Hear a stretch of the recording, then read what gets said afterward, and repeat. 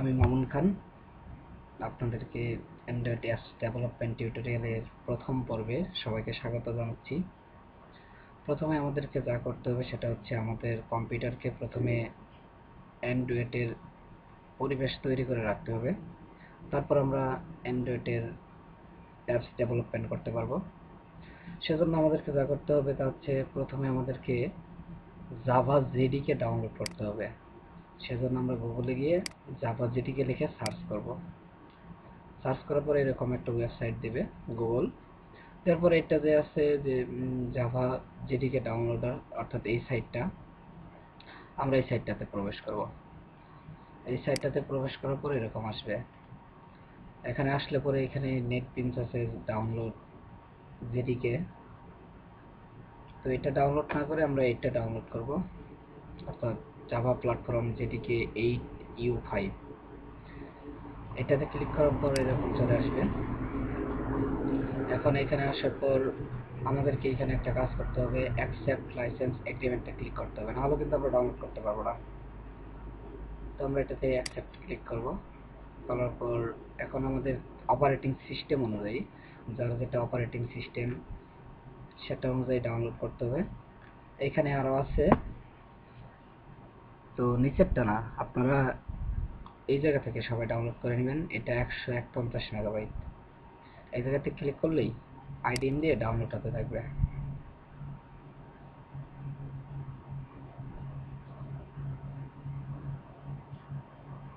151 megabyte, তারপর download করে নেবেন। আমার ডাউনলোড করা আছে তাই আমি ডাউনলোড করছি না। ডাউনলোড করার পরে এরকম একটা সফটওয়্যার পাবেন। এটা প্রথমে আপনাকে সাধারণ সফটওয়্যারের মতো ইনস্টল করতে হবে। তো এটা ইনস্টল করার পর যেটা করতে হবে সেটা হচ্ছে আমাদেরকে একটা এসডিকে এডিটি টুলস লাগবে, অর্থাৎ অ্যান্ড্রয়েড ডেভেলপমেন্ট টুল, সংক্ষেপে এসডিকে বলা হয়।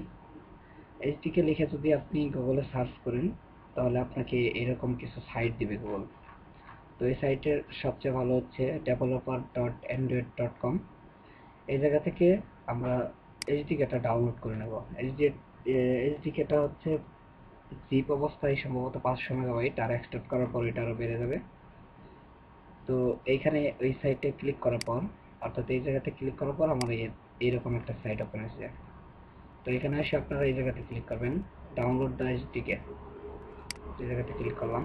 করার পরে এখানে চাচ্ছে যে আপনি লাইসেন্স এগ্রিমেন্ট করবেন কিনা। অবশ্যই এখানে করে আপনার অপারেটিং সিস্টেম অনুযায়ী, অর্থাৎ উইন্ডোজের জন্য 32 এবং 64। আপনার যদি অন্য কিছু হয় তাহলে সেভাবে ডাউনলোড করে নেবেন। আমার কম্পিউটারটা হচ্ছে 32 বিটে দেওয়া। এখানে দিয়ে ডাউনলোড এইচডিকে ক্লিক করলাম। তাহলে এখানে 510 মেগাবাইট ধরে ফেলছে। তারপর আপনি এই জায়গাতে স্টার্ট বাটনে ক্লিক করলে আপনার ডাউনলোড শুরু হয়ে যাবে। তো আমারও এইটাও ডাউনলোড করা আছে, যার জন্য আমি ডাউনলোড করছি না। এখানে দেখেন এরকম একটা ডাউনলোড হবে।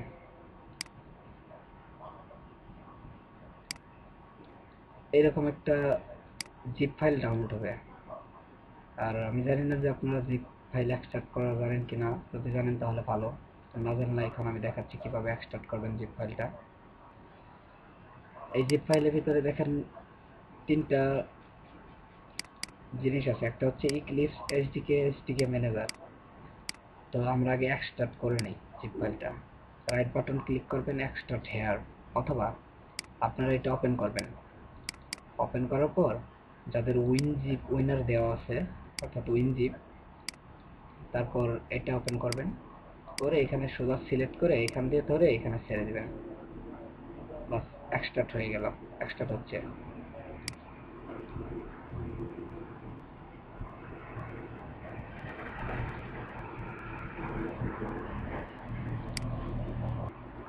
ফাইলটা এক্সট্রাক্ট করার পর এরকম একটা ফোল্ডার দেখতে পাবেন। এটা ওপেন করার পর এখানে তিনটা ফাইল আছে।